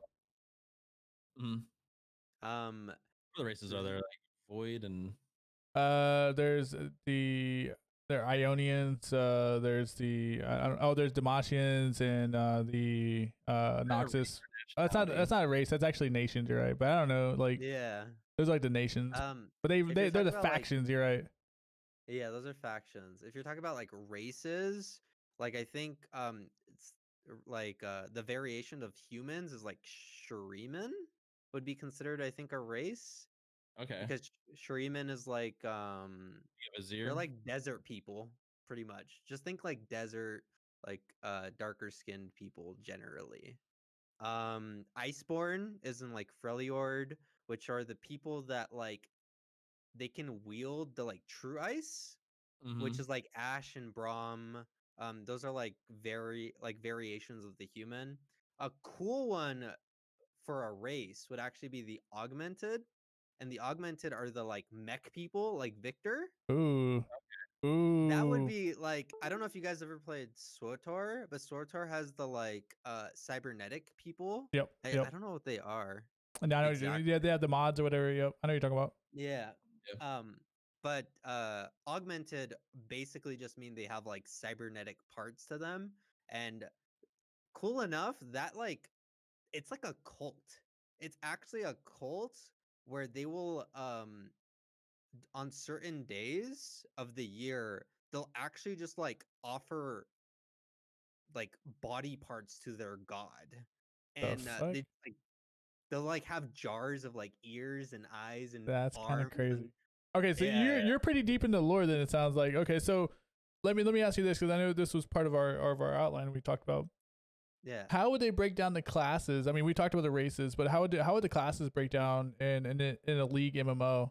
I mean, I think the world is pretty much set on like the different factions that there are. There's like Ionia, there's the Shadow Isles, there's the Bilgewater, like all that is pretty much set. Shurima, all that stuff. So we kind of know how the world would be shaped. But what about the classes? That's what I'm most interested in. How the hell are you going to break down all these into different classes? Are you going to play each individual champion, or are you going to have like some Joe Schmo as a champion that like maybe interacts or works with these characters throughout the world? Like, how do you think that works?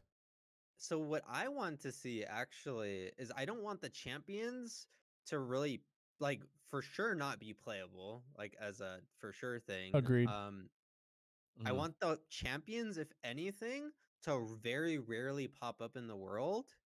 And when they do pop up, I want it to be like badass, you know?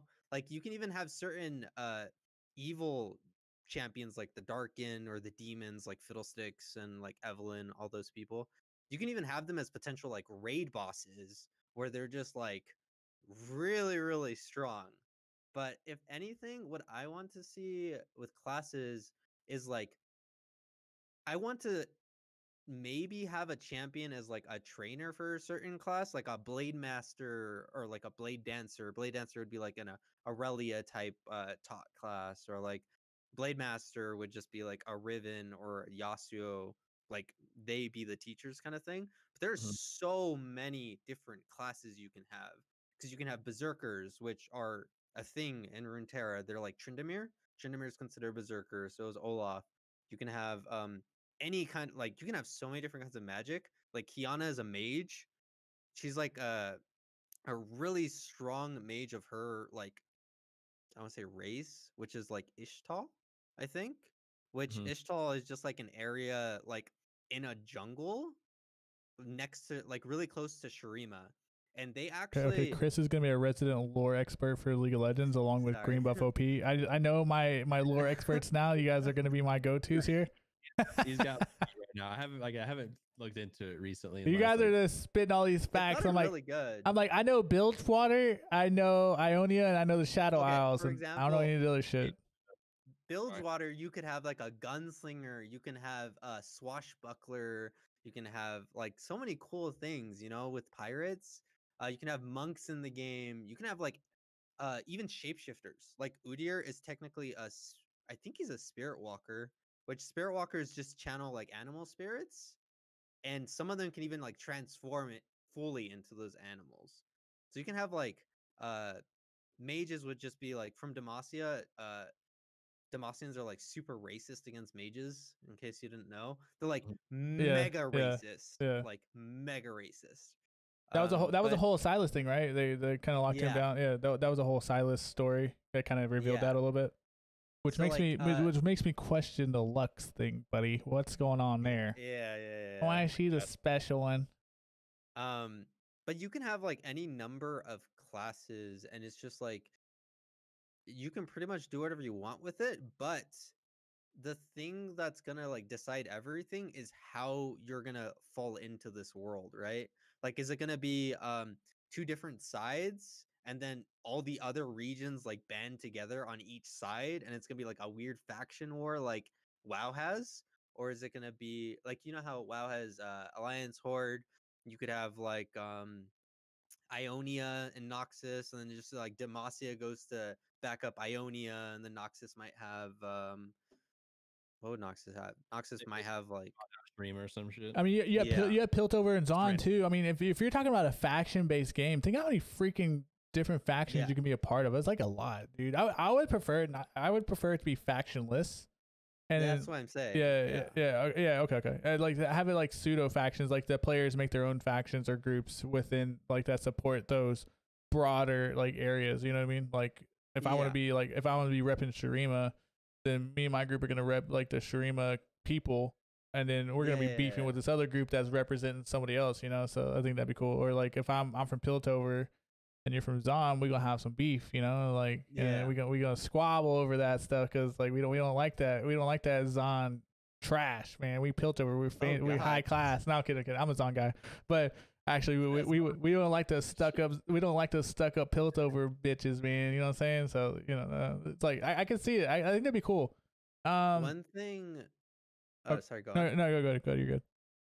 I was gonna say One thing they could do is they could just like make it so that each of the areas are like a kind of rep thing, and you can just like choose to go and like represent, like you're saying, any one of the factions, and then that's just like you're just like a mercenary for that area kind That'd be of kind of thing, cool. you know? That'd be kind of cool. Yeah, that would be pretty cool.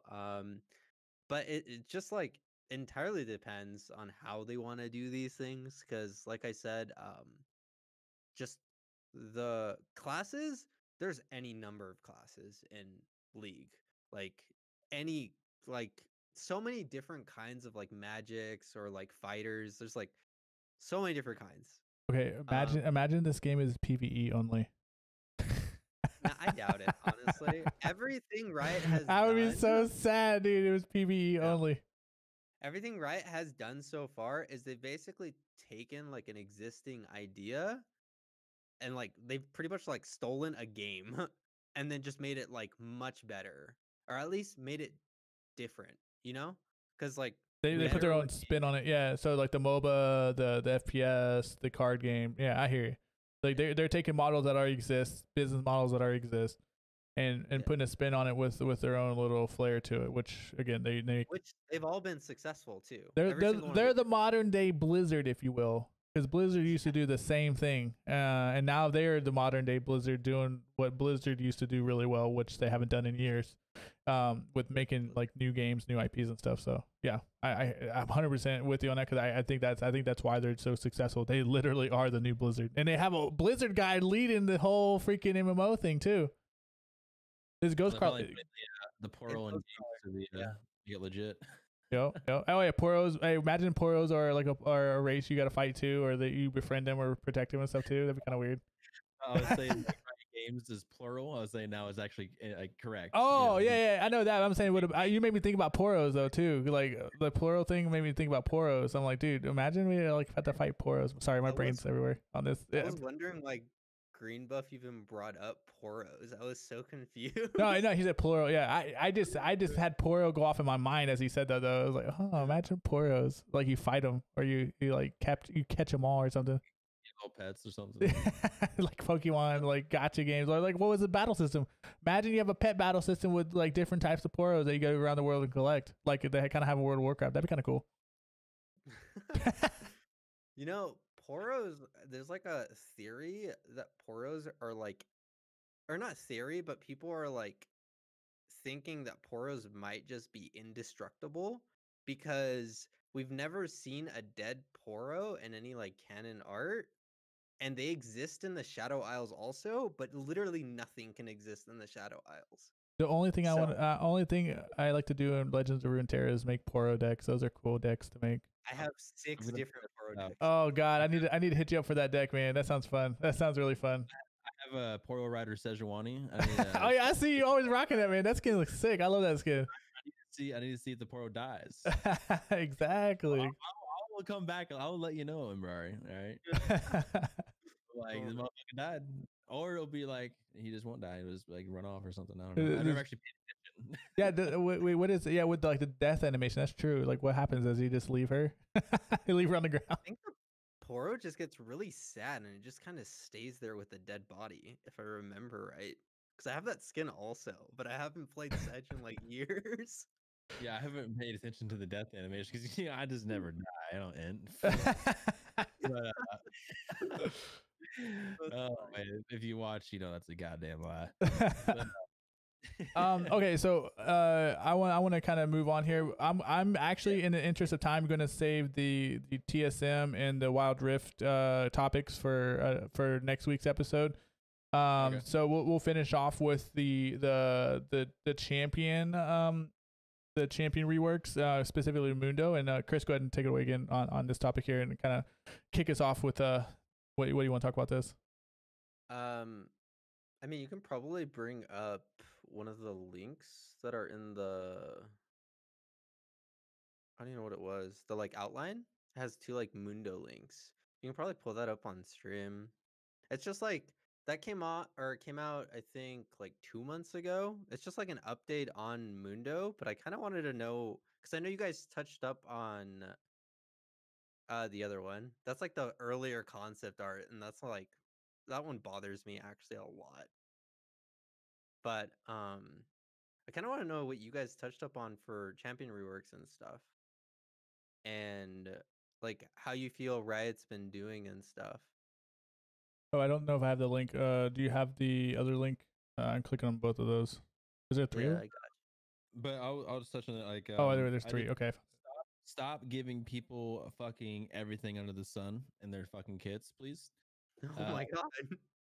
I'm just saying, like, I just feel like all these reworks or the new champions, they all got like a dash mobility of some sort, a CC ability of some sort, and then just broken.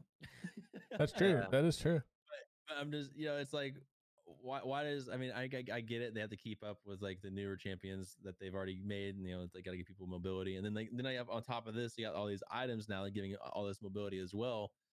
It's just, they're just giving it so much mobility to the game, and I don't know if it's good or bad. Honestly, I don't know if it's too much. Maybe it's good. Everyone's gonna get mobility at some point. Maybe, maybe it applies. Maybe it'll give us more of a like higher skill cap on a lot of champions, possibly. Who knows? But I'm just like, I'm just getting tired of it every now and then. I'm just like, I'm just salty. The bright side is I think they plan on keeping Mundo pretty much the exact same. They're just kind of like updating him a little bit. Like, Okay. they're keeping his ult pretty much the same. I think their goal with him is to keep his Q the exact same. And make his like ultimate just like more up to date. They want to make him like a I ignore all CC kind of tank, but like I'm like super easy to kite kind of thing. You get me? Okay. If you like scroll down on that page, Steve, like they want to keep him like I think his thematic the same, which is like a dorky. Wait, did I give you the wrong link? I might have actually. As long as they keep his ult and Q the same, I think people will be pretty happy with whatever they do. Yeah. For the most part. They just want to keep him like dorky, but like just kind of like he's kind of like a comedic type champion where he's just goes doesn't for really- it. yeah, pretty much. And then they confirmed like next year because there's like they did a little poll to see what they wanted to they wanted to see what the communities wanted to, or what champion the communities wanted to update next. And Udyr surprisingly won by like a lot, and that was done by like a landslide. Holy moly! Yeah. So when they did the reworks for Fiddlesticks and Volibear, they were actually like really close. That's why they decided to do both of them. But then with this one with Udyr just won in like every region. So how do you guys feel about that? Actually, I don't even. Fuck you, dear. What role do you play? No, I main jungle mainly. So I literally right now for the past like 2 weeks, I think I've whether I'm playing on my like ADC account or jungle, I ban Udyr. Yeah. Because he is ridiculously broken right now, especially with like I said, all these like movement speed and like the items are trash, bro. The items are trash. You get like you get like what is like the Chem Tech tank, whatever thing is, then you get like Ghost, and then like all this other stuff on him, and next thing you know, you got some guy coming Mach 10 out of the goddamn jungle at you, and just like stunning both you and your laner if you're down jungle or down bot lane, and then you're both just dead instantly, and you can't be stopped. Like I've had so many games where I went against one, and like I've had where I thought I was doing really well as a jungler, and then like I look up and Udyr's like 2 levels ahead of me, like 50 farm ahead of me. He's got a drag over me, and just like he's like 10-0 and like 12, and I'm just like, what? How? Like what is going on? My team's got wards and stuff anyway, and it doesn't matter what we do. He's just like he can gank no matter what he wants. He's just Yeah. I think he's broken as fuck right now with his movement speed, and he just has so much mobility with how fast he goes now. Personally, I blame that on the items, the item rework, because prior to the item rework, Udyr was complete dog. Like he was just in the dumpster, as a lot of junglers were. The item rework actually makes this like even more annoying because of how ridiculous the items are. Like they need to review the items that they freaking launched during the preseason and didn't really adjust during the regular season. And I think your Udyr issue would go away. I think Udyr is obviously voted like top in all the regions because his kit is trash. It doesn't keep up with the modern day gameplay, and especially the higher you go on Udyr, the less viable he is. Minus your trick 2G people that like one trick him, but like if you're not a one trick on Udyr, you're not doing anything with him. So I think that's good that he's getting some love. But in general, I think what Riot is doing wrong here, and I think what they're shooting themselves in the foot over, and maybe I'm missing this, and maybe just because I'm a boomer or something, but like when I first started playing League back in 2012, the cool thing about the game was that there were multiple different difficulty level champions to play. You had the really basic champions that were very binary in nature and were noob friendly. You had your Annies, your Garens, those type of champions, Warwicks. They're pretty straightforward, and their kits were really straightforward, easy for new people to understand. Now, you fast forward to today, all those old champions are slowly becoming more complex, becoming overloaded, having passives for their passive. Each ability has like multiple uses now, not just one singular use like they did previously. And you're seeing a lot of complexity within these champions. Even the brand new champions that come out have extreme complexity to them, to where anybody that has not played a MOBA before jumping into the scene is probably going to be turned off by jumping into a MOBA, because there's not going to be really champions that they can play and get their footing and understand how to play the game. You know what I mean? Like, think of a new player jumping in 2021 trying to play League of Legends for the first time ever. How daunting that would be. Oh, all the amount of champions for one is like double than when I started. Not only the amount of champions, but the difficulty in the skill floor needed to play those champions.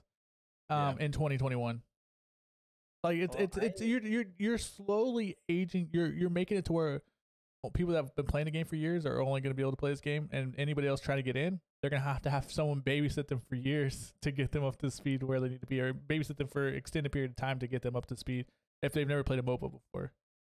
It's just weird.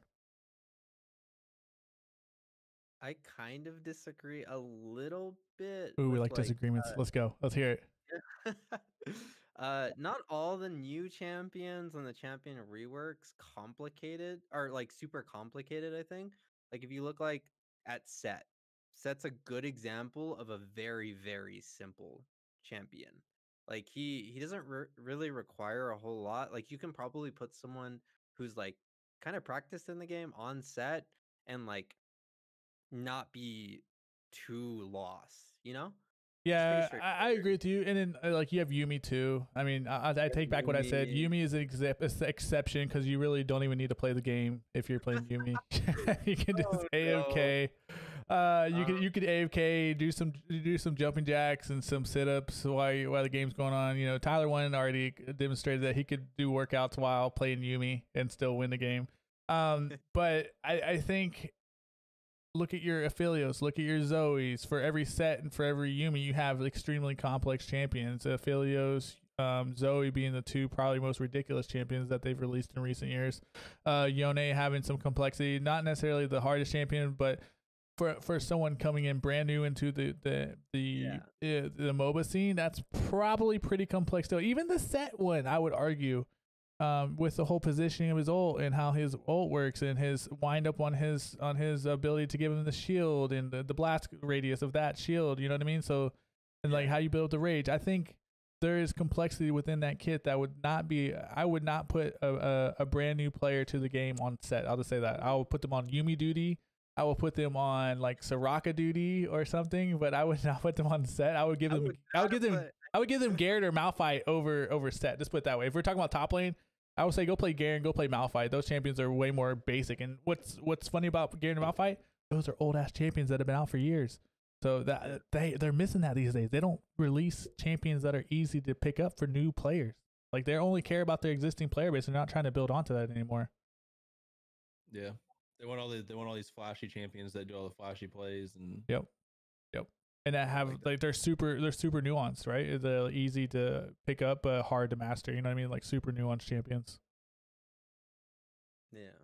So I would say I would never put a new player on Soraka because I've actually done that and they've killed themselves. Oh yeah, Like, that is true. That's true.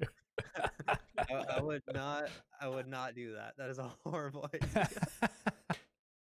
I forgot about that though. That is true. You could like heal yourself until you have like 1 HP left and just die to a minion. Yeah, it literally died to a minion because of it. Oh, okay, I got you. I totally forgot about that. Yeah, but like the set thing. I mean, come on, tell me. You can't tell me Garen and Malphite are way more simple. You know, Garen had like small little reworks, like little ones, and he's stayed simple.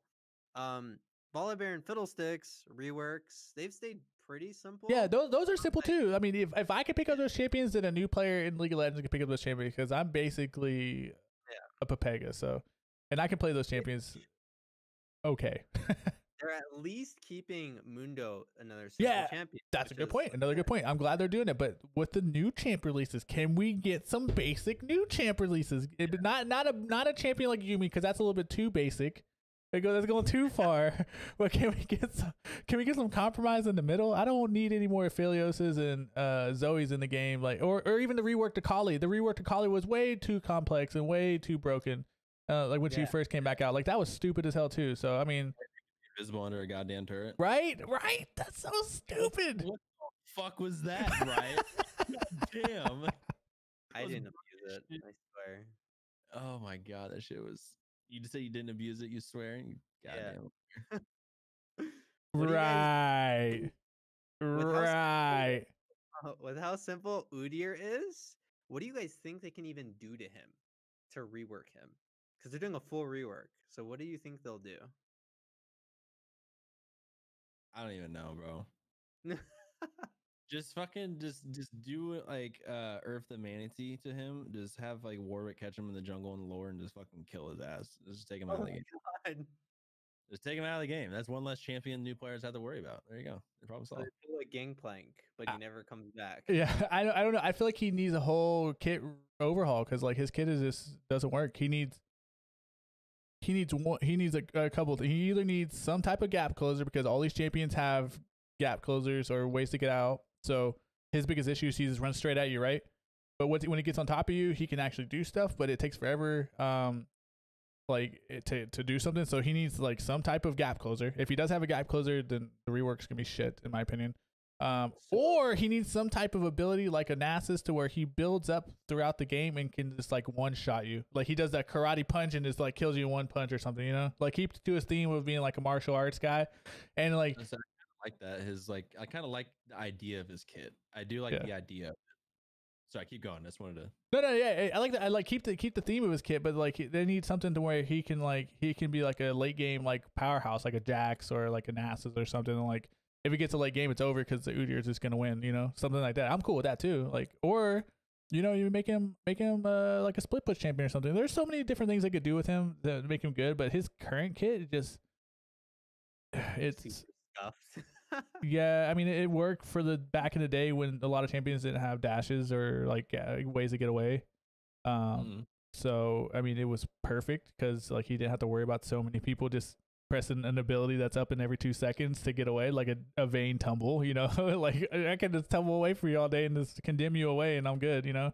Like those things were a little bit more easier to play around because there was actually cooldowns for abilities back in the day. But I think if they give him something with a gap closer or something that lets him scale like super hard late game, I think that'll be cool. Otherwise, yeah, kind of gonna be. I'm with you, GreenBuffOP. I have no idea how else they would make this champion like viable in 2021 because that champion has a lot of work that needs to be done. Yeah. So one thing that people want, or one thing that popped up, like someone was talking about this and. An example they gave as to what they could do with him is Udyr in his like lore has more than just the 4 stances. Like he has more beast spirits than just the phoenix, the tiger, bear, and turtle. He has like way more. He has like lynx, he has the eagle, he has the iron boar. Bro, they're gonna make this guy fly, make him get wings and just fly across the map. Like you could swap out like your sets of. So one thing they could do, that's actually a good. I didn't even think about that. That'd be kind of cool, where you change it up, like customize it. maybe only on the platform, of course. Like on the fountain, but you like maybe swap out like one of the like forms or something like that, depending on the matchup. On the Yeah. One thing that they said they could potentially do is, you know how with Udyr's current kit, his Q stance is damage, his W stance is like shield tankiness, his bear stance is CC, and then his R is just more like AoE like damage. AoE damage, yeah. One thing they could do is they could keep Q as a damage stance, but shift it so you have Tiger and then you have another stance. So if you hit Q, you shift into Tiger, but if you hit Q again, you shift into the other stance, and it keeps going back and forth. That makes could sense. do Q for damage, W for like tankiness still, but they have different effects. So one would be like a shield. If you hit W again, maybe it gives you like resistances instead, or like tenacity. For example, like E, or actually let's do R. We'll just say R is mobility. You could do like links, and then links could be a dash if you click it, right? Yeah. But if you click Like- it again, maybe it's just movement speed. Like if he had a gap closer with a stun, I think that would be good. Because I think that's his biggest weakness. Like if it's a built-in gap closer stun, like I'm gonna be able and make it point and click. You don't even got to make it like a skill shot either. Like since Udyr is more along the lines of like easier jungler to play, or should be easier jungler to play, you can make it like a point and click ult where he has a gap closer that stuns you, kind of like a vibe, but just a little bit different. Yeah. I mean, I could work. And if you wanted to make it a little bit more complex, obviously make it a skill shot. But I'm cool with the point and click on that too. I do like GreenBuff's idea though, where you can kind of like customize it according to like spirits that you want. That's wild. Which is yeah, that's a cool concept actually. So is it before game that you're making this decision or what? I would assume before game if they're powerful. Yeah. But if they're like not super powerful, you decide the stance depending on the team comp you're playing against, like kind of like setting up your runes, you're setting up his stance and stuff too. That'd be kind of crazy. Yeah. Huh. Wait, yeah, Green, are you muted or you're just not talking? Oh, I was talking to chat. Oh, okay. Yeah, he was talking to chat. Yeah, someone asked me. That's why. Yeah, I can see that work. I can see that working though. But yeah, any final thoughts on the reworks? I think for me it's just please don't make them overly complex. Please don't make them into more Yumis. And then new champions need to be new user friendly if we want to continue playing League of Legends in another 10 years. Otherwise, this game will die because all the players are going to be old as hell and probably not play this game anymore because we're going to be all boomers and have terrible reaction time. That's all. That's all I have. Yeah. Any last words on this for you guys? No, I think we hit it pretty good. Chris, any final thoughts? Nah, we're chilling. All right, cool. Like I said, we'll go over the TSM drama and the Wild Rift info on next week's show.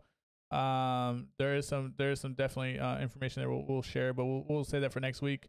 But that wraps up our show. I know we went super long tonight. That was expected because we have a guest tonight, and we wanted to make sure that we got everything in that our gracious guest Umbrare wanted to talk about tonight. Our next show will be next Wednesday, the 17th. But before we go, I want to do a couple of shout outs. So, we'll start with our guest of honor tonight, Umbrare. Please let everybody know where they can find you at. You can find me at twitch.tv Umbrare. I don't really use Twitter a whole lot right now. I probably should, but for now it's just Twitch. So just pop in whenever. He does have a Twitter, so follow him on Twitter anyways. Make him feel bad for not using his Twitter. So it's Umbrare on Twitter. So check him out. And then drop him a follow if you would be so kind. He plays a variety of games. He plays TFT, League of Legends. Any other games you're playing besides those two currently? Are you playing any other games besides those two right now, Chris? Sorry. No. Right now it's just TFT and League. He's a Masters player in TFT, so if you want to get good at TFT, join him. And he's a Diamond League of Legends player as well. Are you Diamond right now or are you Platinum? No, I'm still Plat. I Platinum. barely play. Oh yeah, he was Diamond at one point in League of Legends. He is Platinum nowadays because he doesn't play as often. But yeah, definitely check it out. And yeah, thank you so much, Chris, for joining us tonight, man. I appreciate it. Thank you. No problem. Thanks for having me. And then GreenBuff, you want to do a quick shout out on where people can find you? Yeah, GreenBuffOP, Twitch, Twitter, Instagram, and TikTok. But you can find me playing a lot of League or Escape from Tarkov. So yeah, GreenBuffOP. Guys, go check out his Twitch and his socials. Everything is at GreenBuffOP. Makes it really easy for you. Yeah, thank you all for being here tonight.